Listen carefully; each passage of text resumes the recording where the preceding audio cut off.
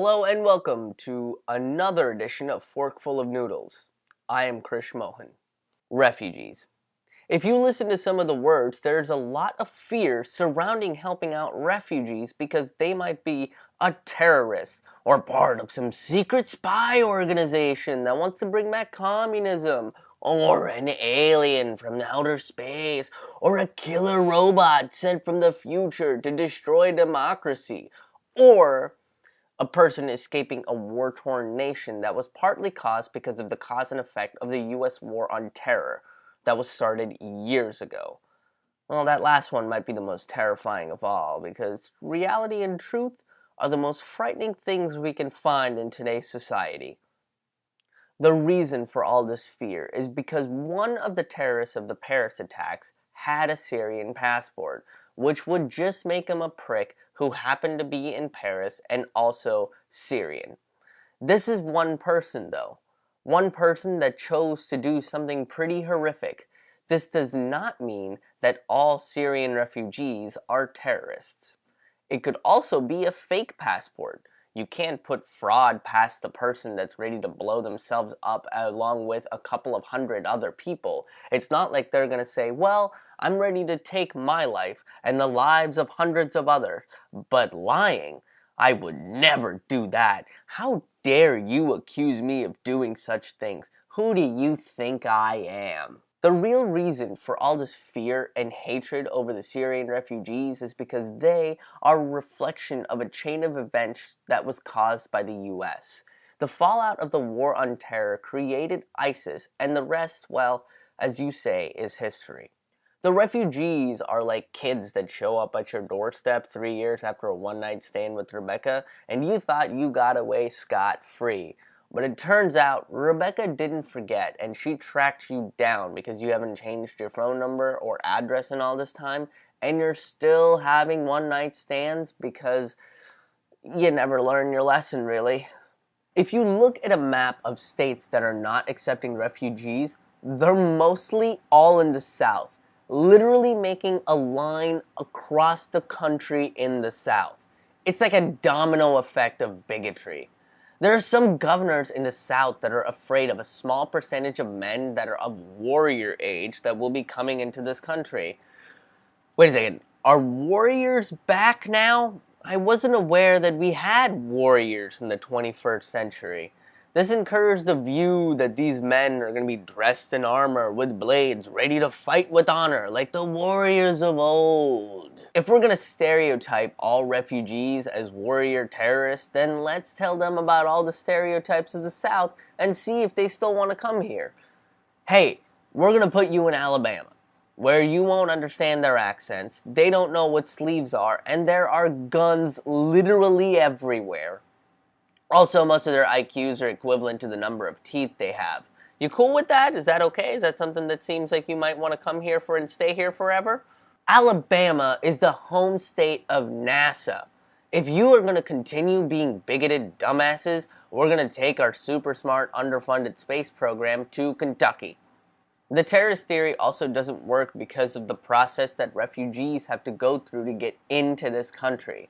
They have to apply with the UN, they're screened by 4 different intelligence agencies, including the FBI and the Homeland Security, and then they have to go through a maze under 30 minutes, carry an egg on a spoon in their mouth, and win a 3-legged race against an American. The point is, this is one of the most rigorous procedures to get into this country, so before there are citizens of the United States pointing fingers at them, they should appreciate their insta-citizenship.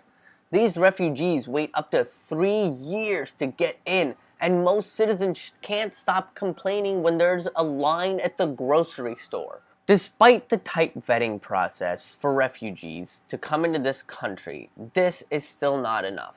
The House just passed a bill restricting specifically Syrian and Iraqi refugees based on the Paris attacks. Every world war has started with this. Every world war starts with an attack and a group of people being targeted and imprisoned based on those actions. How many times are we going to do the same thing? We have a problem with marginalizing all refugees and immigrants as people with an agenda to take over this country. There are a lot of people that believe that immigration and refugee relocation is considered as an invasion.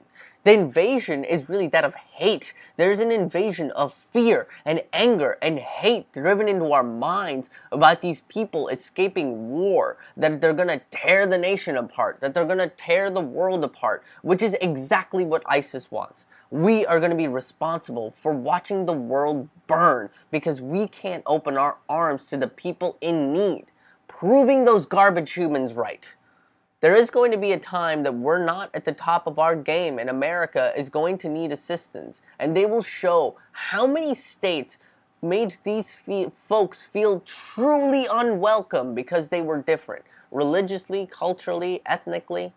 How half the nation listened to fear-mongering talk about how these children were going to attack us in our sleep and suck the freedoms out of our bones like the refugee succubi they are. There's only one option to ensure that we have less people displaced in the future, and that is to show empathy and hope that it spreads.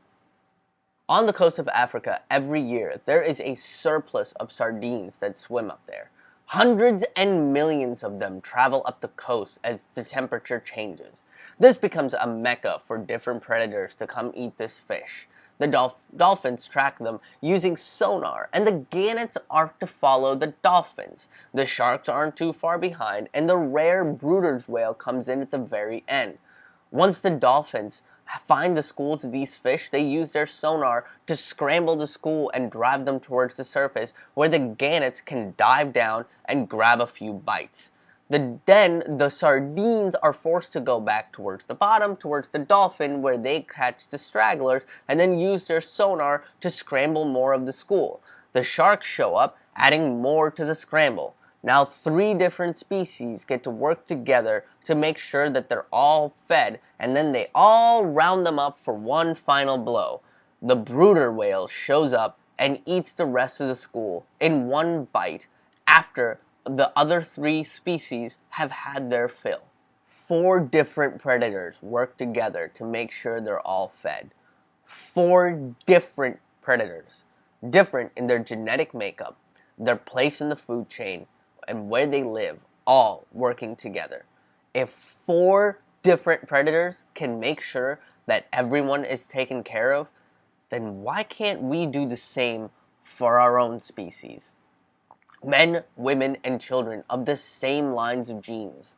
If we're going to behave less evolved than the animals we think we're better than, we don't deserve to reign supreme on this planet.